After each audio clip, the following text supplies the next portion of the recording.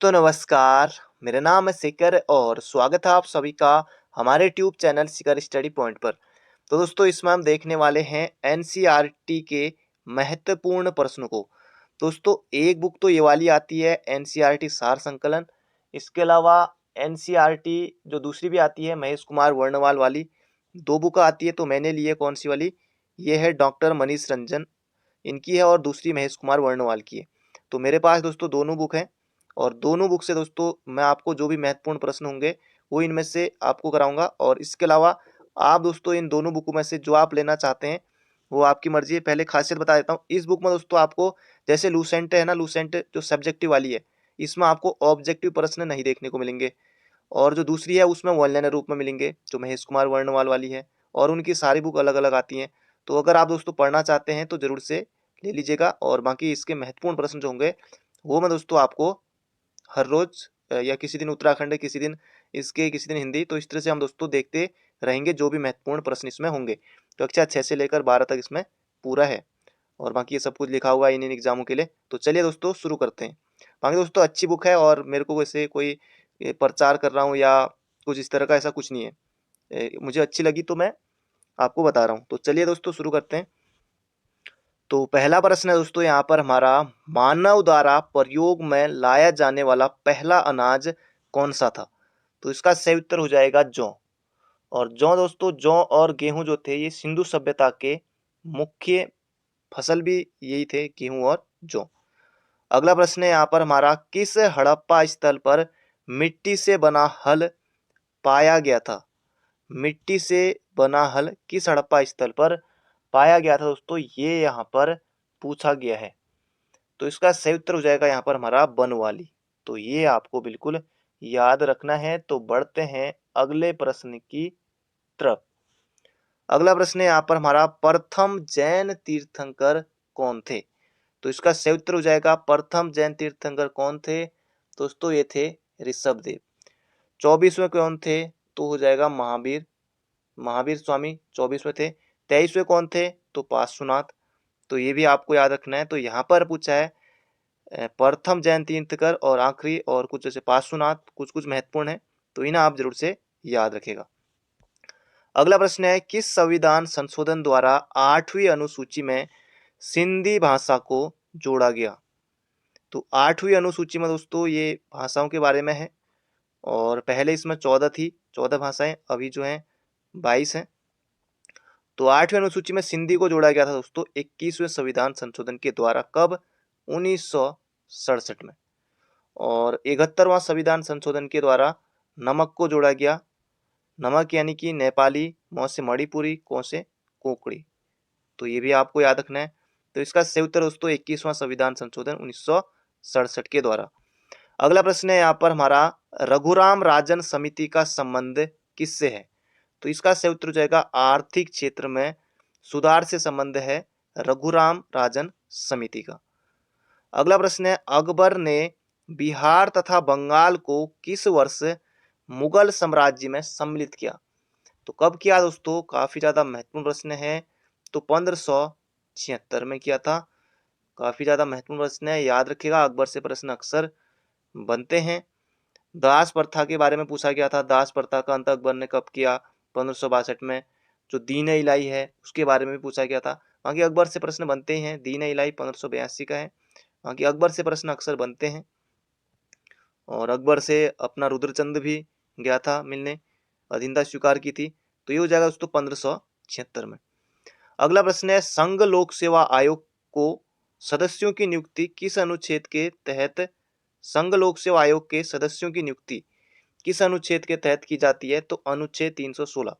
तो वहां पर दोस्तों अनुच्छेद 315 भी रहेगा। 315 में क्या है? संघ और राज्यों के लिए लोक सेवा आयोग, राज्यों के लिए अलग नहीं है, सब इसी में है अनुच्छेद 315 में। जैसे हमारा यूकेपीएससी है वो भी अनुच्छेद 315 में ही। तो ये आपको बिल्कुल याद रखना है। अब आपको बताना है कमेंट बॉक्स में कि यूकेपीएससी जो राज्य लोक सेवा आयोग के अध्यक्ष हैं इनका कार्यकाल कितने वर्ष का होता है? तो ये आप कमेंट बॉक्स में जरूर से बताइएगा। अगला प्रश्न है यहाँ पर हमारा, अरबी भाषा की पुस्तक किताबुल हिंद की रचना किसने की? तो ये की दोस्तों अल बरूनी ने। तो किताबुल हिंद अल बरूनी, इतना सिंपल याद रखिएगा। अगला प्रश्न है, किसने अपने शासनकाल में पाटलिपुत्र को मगध की राजधानी बनाया? तो ये बनाया दोस्तों उदयन ने। और ये कई बार ये प्रश्न बनता है, पाटलिपुत्र की स्थापना किसने की? तो दोस्तों ये की उदयन ने। तो ये भी याद रखिएगा, राजधानी बनाया उदयन ने। अलग अलग तरीके से ये प्रश्न बनता है, तो बिल्कुल आप याद रखिएगा दोस्तों। अगला प्रश्न है, शेर शाह के बचपन का नाम क्या था? शेर शाह सूरी। तो इसके बचपन का नाम था दोस्तों क्या? फरीद खां। और इससे कई प्रश्न बनते हैं। इसका जो मकबरा है वो कहाँ है? तो इसका मकबरा दोस्तों ये है सासाराम। सासाराम बिहार में है। और शेरशाह का एक खतरनाक जो डायलॉग है कि मैंने मुट्ठी भर बाजरा के लिए हिंदुस्तान का साम्राज्य लगभग खो दिया। कैसा लगा कमेंट बॉक्स में जरूर बताएगा। खैर रहने दीजिए। तो शेरशाह आपने पढ़ा होगा। तो बचपन का नाम था फरीद का। अगला प्रश्न है, रिंग ऑफ फायर पाया जाता है? बहुत ज्यादा महत्वपूर्ण प्रश्न है दोस्तों, एग्जाम में पूछा जाता है। तो प्रशांत महासागर जो कि सबसे बड़ा महासागर है, तो बिल्कुल दोस्तों याद रखेगा। अगला प्रश्न है दोस्तों, इसके लिए अलग से प्लेलिस्ट बनानी पड़ेगी क्योंकि मैंने एनसीईआरटी के लिए अभी कोई प्लेलिस्ट नहीं बनाई हुई है। तो इसके लिए एक अलग प्लेलिस्ट बनाते हैं। तो उसी में आपको जो भी अगले वीडियो आते रहेंगे इसके बाद, तो उसे हम इसमें उसी में ऐड होते जाएंगे। तो अगला प्रश्न है, मराठा साम्राज्य में सरजामी प्रथा का संबंध किससे था? तो ये हो जाएगा भू राजस्व व्यवस्था से। अगला है, ग्रामीण अवस्थापना विकास कोष किसके द्वारा संचालित किया जाता है? तो ये हो जाएगा दोस्तों नाबार्ड। कुछ भी हो दोस्तों, ये नाबार्ड से लेकर कहीं घुमा फिरा के नाबार्ड पर प्रश्न आ ही जाता है, तो बिल्कुल याद रखेगा। नाबार्ड की स्थापना 12 जुलाई 1982 को हुई थी। तो ये भी बिल्कुल आपको याद रखना है, हेडक्वार्टर मुंबई में है। अगला प्रश्न है, राम मोहन राय को राजा की उपाधि तो अभी दी नहीं है। तो राजा की उपाधि किसने दी थी? तो ये दी दोस्तों अकबर द्वितीय ने। तो ये आपको बिल्कुल याद रखना है, राजा राम मोहन राय। तब इनके आगे लग गया था अकबर द्वितीय ने राजा की उपाधि दी थी। उसके बाद जैसे आता है कि महात्मा गांधी को जो महात्मा लगाया नाम के आगे, ये उपाधि किसने दी? तो ये दी थी टैगोर ने। और गांधी जी को जैसे राष्ट्रपिता किसने कहा? तो जैसे राष्ट्रपिता लगता है आगे से लगाते हैं, तो कहा था बोस ने। तो इस तरह से प्रश्न बन सकता है। और राजा राम मोहन राय दोस्तों महत्वपूर्ण है, इनसे प्रश्न बनता है। संवाद कौमुदी अखबार। और इसके अलावा सती प्रथा का अंत 1829 में, ये भी प्रश्न यहाँ से बनता है। बाकी बहुत सारे प्रश्न इनसे बनते हैं। आत्मीय सभा, ये भी इनसे संबंधित है, आत्मीय सभा राजा राम मोहन राय। अगला है, कथा सरित सागर किसके द्वारा लिखा गया? तो ये लिखा गया दोस्तों सोमदेव के द्वारा। तो इसमें हम बिल्कुल पॉइंट टू पॉइंट बात करेंगे। अगला प्रश्न है, हर्यक वंश की स्थापना किसके द्वारा की गई थी? तो इसका सही उत्तर हो जाएगा बिंबिसार। बिंबिसार, जैसे इस वंश की स्थापना किसने की? बिंबिसार ने। आंध्र सातवाहन वंश का संस्थापक कौन था? तो ये था दोस्तों सिमुक। कई बार यहाँ से प्रश्न बनता है, नंद वंश का संस्थापक कौन था? तो ये जगह महापद्मनंद। तो ये सब याद रखेगा। बाकी और भी है बहुत महत्वपूर्ण प्रश्न और हम देखते रहेंगे हर रोज। तो यहाँ पर होगा बिंबिसार। अगला प्रश्न है यहाँ पर हमारा, राज्य सरकार को कानूनी विषयों पर परामर्श कौन देता है? राज्य सरकार पूछा है, तो ये देगा दोस्तों महाधिवक्ता। अनुच्छेद 165 में दोस्तों महाधिवक्ता के बारे में बताया गया है।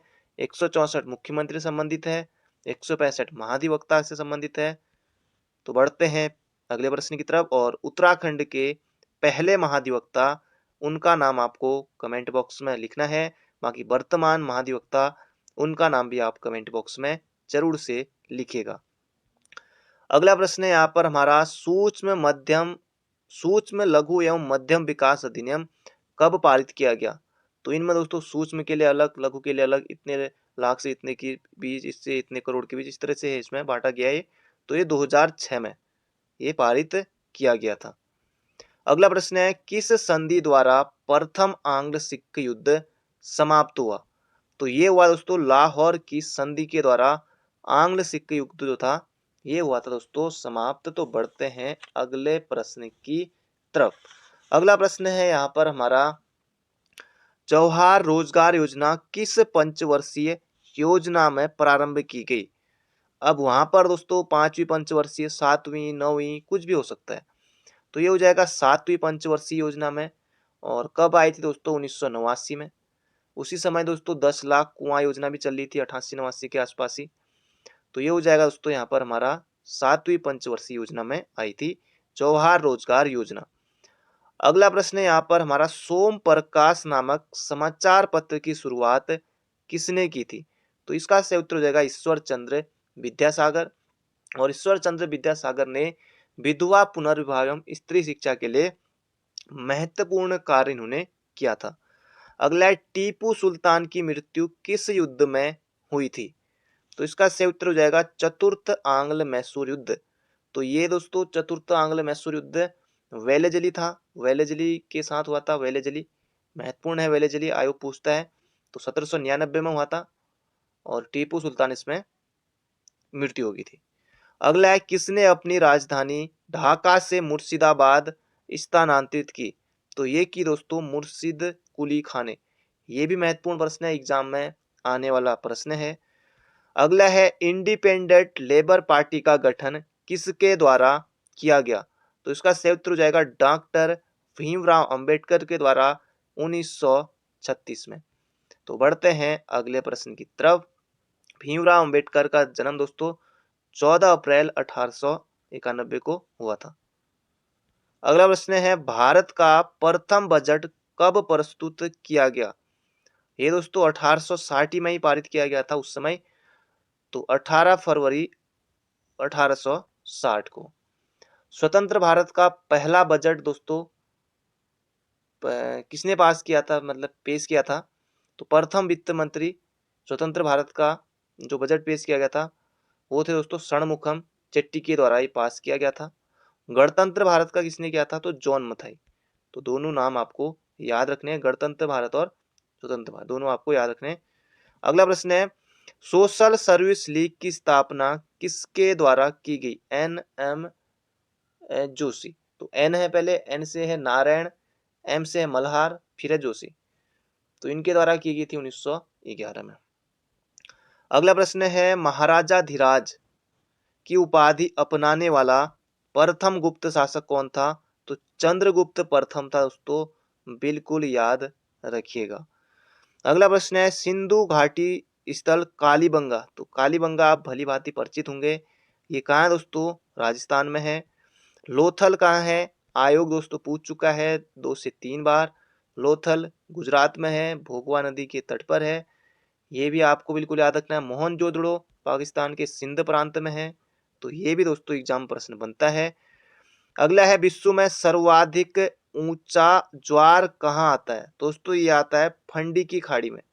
ये भी महत्वपूर्ण प्रश्न है। अगला है, 1802 की बसीन की संधि पर हस्ताक्षर हुए थे किस किस के मध्य? तो अंग्रेज और बाजीराव द्वितीय। तो अंग्रेज तो आप वैसे भी कर ले जाएंगे, तो बाजीराव द्वितीय का नाम जरूर याद रखेगा। अगला प्रश्न है दोस्तों यहाँ पर हमारा, भारत का एकमात्र यहूदी वायसराय था। यूकेपीएससी ने दोस्तों अपने जो पेपर हुआ था उसमें ये प्रश्न पूछा गया था।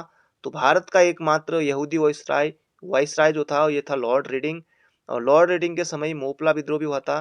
तो मोपला विद्रोह कब हुआ था? तो 1921 में केरल में। तो वहाँ की कार्यकाल भी आप याद रख सकते हैं। अगला है, All India State People's Conference का गठन हुआ। तो ये हुआ दोस्तों 1927 में, All India State People's Conference का गठन। अगला है, पंजाब में अहमदिया आंदोलन की शुरुआत किसने की थी? तो पंजाब में अहमदिया आंदोलन की शुरुआत दोस्तों ये की थी मिर्जा गुलाम अहमद ने, मिर्जा गुलाम अहमद। अगला प्रश्न है, 1857 का एक विद्रोह 1857 का विद्रोह एक राष्ट्रीय विद्रोह था, यह किसने कहा? तो ये कहा बेंजामिन डिज़रायली ने। काफी ज्यादा महत्वपूर्ण प्रश्न है दोस्तों, एग्जाम में प्रश्न बन सकता है। जैसे आरसी मजूमदार ने भी जो कुछ कहा था एग्जाम में बन सकता है कि इस विद्रोह में राष्ट्रीयता की भावना का अभाव था और यह सैनिक विद्रोह से बढ़कर कुछ नहीं था, ये कहा था आरसी मजूमदार ने। तो ये प्रश्न बनता है तो याद रखिएगा। अगला प्रश्न है, अंतर्राज्यीय परिषद का गठन कब किया गया? दोस्तों ये काफी ज्यादा महत्वपूर्ण प्रश्न है, सीधे सीधे आपको ये डेट सहित आपको याद रखनी है, एग्जाम में जरूर बनेगा। तो 18 मई 1990 को अंतर्राज्यीय परिषद का गठन किया गया। अगला प्रश्न है, प्रसिद्ध लौह अयस्क खान कुद्रेमुख किस राज्य में स्थित है? तो कुद्रेमुख दोस्तों कहाँ है? कर्नाटक में है। तो ये भी बिल्कुल आपको याद रखनी है, वेलोडोना की खान यही है दोस्तों। अगला प्रश्न है यहाँ पर हमारा, चुनाव आयोग का उल्लेख भारतीय संविधान के किस भाग में, किस अनुच्छेद में, वो भी हम जानेंगे। तो भाग यहाँ पर 15 है। अनुच्छेद की बात करें तो 324 से लेकर 329 तक दोस्तों इसमें ये है। तो बढ़ते हैं अगले प्रश्न की तरफ। अगला है, भूदान आंदोलन के प्रवर्तक, भूदान आंदोलन के प्रवर्तक किन्हें माना जाता है? तो विनोबा भावे को। पहले व्यक्तिगत सत्याग्रह थे, दूसरे नेहरू थे। भूदान दोस्तों ये जो इन्होंने चलाया था, ये सबसे पहले भूदान कहाँ मिला था? तो आंध्र प्रदेश के पोचमल्ली में मिला था 1951 में। तो भूदान आंदोलन के प्रवर्तक विनोबा भावे। अगला प्रश्न है, भारत में वन संरक्षण अधिनियम किस वर्ष में पारित किया गया? तो ये किया गया दोस्तों 1980 में। और वन्य जीव संरक्षण अधिनियम कब का है?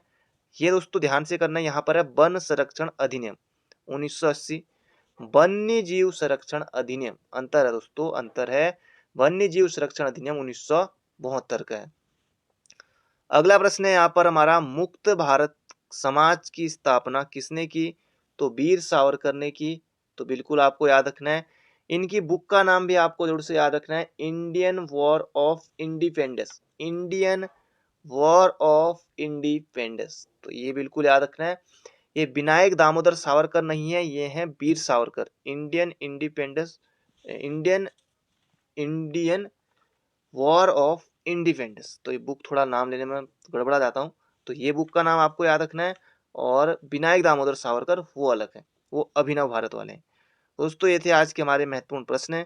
तो बाकी मिलते हैं बहुत जल्दी एक नई वीडियो में। चैनल पर नए हो तो चैनल को सब्सक्राइब जरूर कर लीजिएगा, और हो सके दोस्तों शेयर जरूर कीजिएगा, और अभी तक लाइक नहीं किया दोस्तों, एक लाइक जरूर से करके जाइएगा। तो मिलते हैं बहुत जल्दी नई वीडियो में। Thank you friend, thank you so much.